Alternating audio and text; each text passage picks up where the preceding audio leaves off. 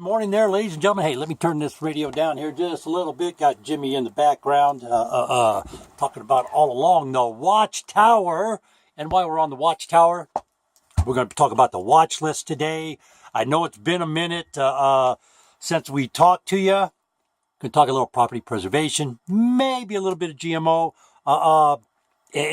Before I get any further, thank you, everybody that has inquired about my health, the couple people that have made donations, etc., etc. Thank you very much. Greatly appreciated. I normally don't ask, but as you can see, I got this thing here still. It's broke my back, and it hurts. Oh boy, does it hurt.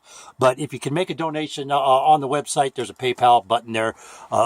Greatly appreciate it. Right now, I cannot work. I crawl a lot of times, but hopefully it's getting better. You know, some days are better than others, so we'll see what happens here. Anyways, let me see if we can get a little bit lighter here, huh? How's this one? Yeah, there we go. That's not too bad, huh?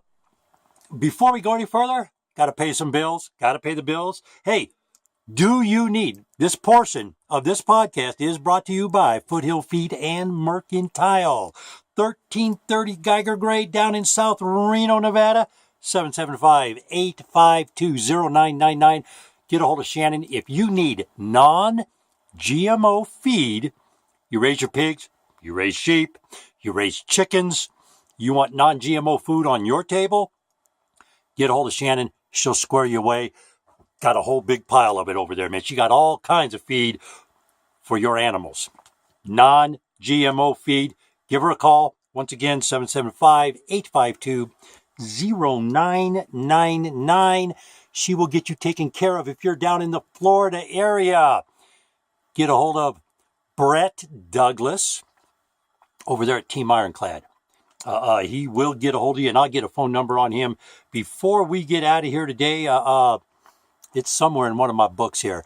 Foreclosurepedia.org, ladies and gentlemen. Foreclosurepedia.org. You're up to the minute. Fraud alerts in the property preservation industry. And hey, if you're out there and you need a little assistance, got a gal, nice girl, very knowledgeable in the industry, Property Preservation Rescue. Her name, get a hold of her. Her name is Candace Cromwell, and today is, what is today? February 27th. Hello. Let me get Candace's phone number for you here. Good gal, very knowledgeable in what she does. 405-788-5098. That is Property Preservation Rescue. All your processing needs in one little place. She's great on bids. Has never messed a bid up from all the references she has, and she comes with impeccable references. Candace Cromwell, Property Preservation Rescue. That's right, 405, what is it? 405-788-5098. That's Property Preservation Rescue. And a couple really disturbing things have happened in property preservation in the last few weeks. The first thing is Lexan. I've looked at Safeguard's Secure View. It's not his product, ladies and gentlemen. That's a piece. Klein is a lion sack. Mr. Klein, Robert Klein, you're a liar. That is not your product, and you know it. You're a thief, and you paid off politicians to do what you're doing over there in Ohio. Yeah, that's right. Isn't that where Kent State was? 10 soldiers and Nixon coming, 4 dead in Ohio. Yeah, that's right. Robert Klein, you're a piece of garbage. You're a liar and a thief. And I'm going to get to more on Safeguard in a minute, but let's just talk about Secure View and the Clearboard. What is it? Invisiboard. The industry is calling this Clearboard. Ladies and gentlemen, on my website, I published 2 years ago on this. I wrote on this, and I told you guys that they're lying to you. 1970, this product was made. It's a polycarbonate product. Now, here is my recommendation to you. First and foremost, do not install the product the way they're telling you to install it. Refuse to do it because you are sacrificing the structural integrity of the material. Okay?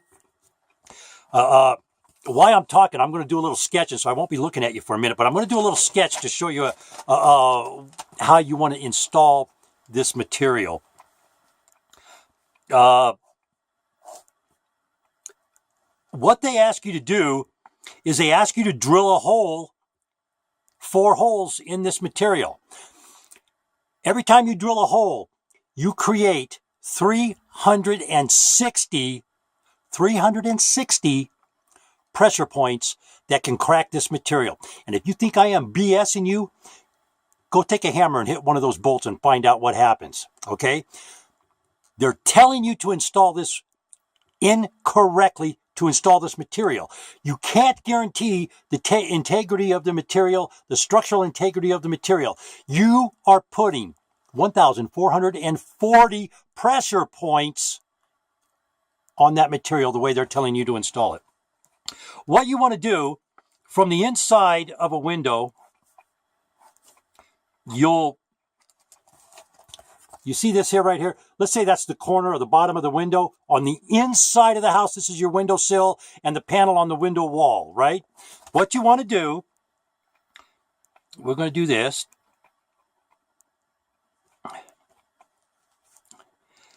What you want to do, ladies and gentlemen, you want to put that material on the inside and attach it or put it in with what they call furring strips.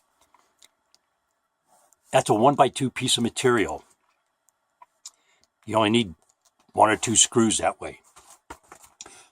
See these little scribbles right here? That's going to be your Lexan coming into against the window, the broken window wall. And then this here, what I just drew, that would be a 1x2 strip. And you just screw it into the wall. Put a couple screws, one top, one bottom, one in the middle if it's a real long one, 4 or 5 feet. Now, I can say this with confidence.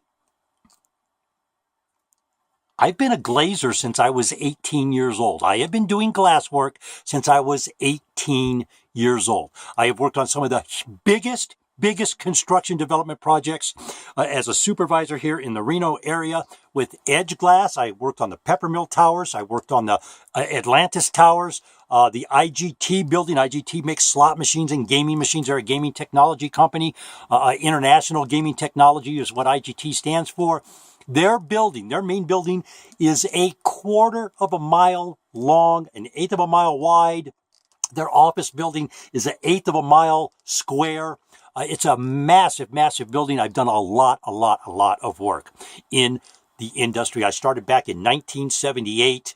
1978 is when I started doing glazing work down in San Jose for Western Products. Worked with AAA Glass. I've worked with, like I said, I've worked with a couple glass companies, some very big ones. What they're telling you to do, ladies and gentlemen, sacrifices the structural integrity of that material, and I would not do it. That's number 1. Number 2, when I see all the specs on this material, all they're calling for is polycarbonate. They're not saying you have to have secure view, or clear board, or invisiboard. That's just their system that they're calling it. What you want to do, and when you look at the Cypress installation video, the gal in that video tells you have to be careful about the holes or you'll break it. She even tells you. She's not dishonest about it. She's telling you the truth. So that's the better way to do it. Maybe negotiate with them on something like that and see what you can do. But what I would do, here's what you can do. You can call any glass shop. And if you're in this business, you may already have a relationship with a glass shop. You can call them up. You can measure the inside. You can call any glass. I don't know a glass shop at all, ever, nowhere, anywhere, that I can go to a property, take a measurement, and call right there on the spot, go pick it up an hour later, and come back and put it in. That simple, folks. You don't have to buy the BS or the cut sizes or anything like that. They'll cut the size for you. They'll do everything. And you slapping it inside, on the inside of that window, because the window is trimmed on the inside. The frame of that window is on the inside of the window sill. Okay, it's on the inside of that trim. So when you slap that Lexan in there, because that's what polycarbonate is. It is Lexan. When you slap it in there, you can put the furring strips in there. And hey, you know what? You don't need 55 people to do it. You don't have to be inside, outside, wrenches, bolts, nut. That is a poppycock installation. It's a piece of garbage and it's wrong. And although on the flip side, since Safeguard rips you off so much, just go put the crap in and take a hammer to it. Keep paying for it. Make them keep paying for it. And oh, by the way, Cypress can't sell it to you, so they're giving it to you to put in. As long as you're not paying for it, go bang it with a hammer. Keep putting it in for them. They're a bunch of morons and thieves. They're morons and thieves. Now, speaking of thieves, Safeguard right at the top of the list. MCS and NFR are right in there. Back charging. What is going on is illegal. I'm going to pull something up here while we're talking so I can read you something. I believe this was done by MCS. And I'm going to say this again. I want you, 1099. IRS agent told me, 1099. Ladies and gentlemen, I cannot violate the confidence of this IRS agent. He told me this in confidence. He told me I can talk about it. I just cannot source him in a quote. I can't quote his name as a source, but it's a reliable source. If you need somebody else that's very knowledgeable in the industry that can tell you about this too, because he's pretty sharp. Ray Griffin, Griffin Security, he's pretty intelligent guy. Got a lot of, he just got a free plug too, huh? Hey Ray, how are you? But he also knows about this issue. And I had to get back with my IRS guy when I heard about this and ask him, okay, how does this really work? And this is what he told me. I'm going to read something to you here. Okay. MCS sent a memo out in December of 2015 after being fined $250 for incorrect postings. I just recently received chargeback for $250 for an inspection that was done in 2014. Keep in mind, ladies and gentlemen, this article is dated February 20th, foreclosurepedia.org. That's foreclosurepedia.org. Get over there and take a peek at it. The wrong posting was left in 2014. However, the memo went out in 2015. How on earth is it legal to backcharge someone $250 for something that was done prior to a policy being put in place? It's not. I don't know who wrote that, but obviously, because of the nature of the industry, Mr. Williams has kept that name out of the article, but it is there as referenced. What the guy asked, the question, how is that legal? It is not legal. It is not legal. This is what the IRS guy said. They went back in 2014 and took money for something that happened in 2014. This is 2017. The guy that got beat for the $250 already did his taxes for 2014. The guy getting MCS already did their taxes for 2014.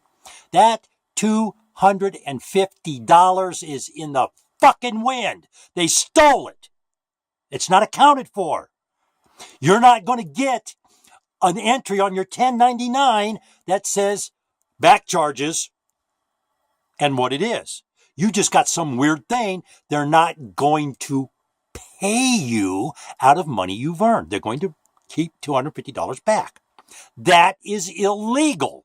They can't do it, ladies and gentlemen. And this is why the IRS agent insists that you, that got the $250 taken from you at the end of the year, keep all that. If they come in with more, 1099 them. They cannot, once a service has been approved, they can't go back and take money from you. Wells Fargo is not going back and back charging these people. They're stealing from you. They're making crap up and stealing because their business models are failed business models. They're doomed, failed business models. They can't do it. Okay, ladies and gentlemen, they cannot do it. NFR is doing the same thing. They cannot do it. NFN is in the wind. all their employees. Nobody can get a hold of anybody. People in California owed hundreds of thousands of dollars out here in California and Nevada. Nobody can find anybody over there at NFN. JJ Batts, if you're out there, man, send me a message or something. Let me know. We can, I'll keep you out of things. You know that. Anyways, the Green Company, the Green Corporation or the Green Group, kind of on the watch list. Poor management, ladies and gentlemen. They had to bring somebody else in, and from what I'm hearing, the people aren't all that sharp. Now, I want to talk for a minute before we get out of here today. And go into the next portion. I'm going to take a pause here for just a minute to reset some stuff and gather some information, because the next issue I want to talk about in property preservation, ladies and gentlemen, which is very important to you, the business owner, licensing, proper licensing. And I'm going to pull, I was sent a bunch of stuff. I'm going to highlight some stuff. I'm going to pick the commentary out. We got a bunch of stupid people that act like authorities and don't know what they're doing. I'll touch on that in just a minute. Don't go anywhere, ladies and gentlemen. Don't go anywhere. Hey. Thanks for taking the pause for a cause. We're going to talk a couple things here. Debris removals, personal property removals, and licensing. We touched on the 1099. And if you think I'm kidding about the 1099, discuss that with your accountant or call the IRS yourself.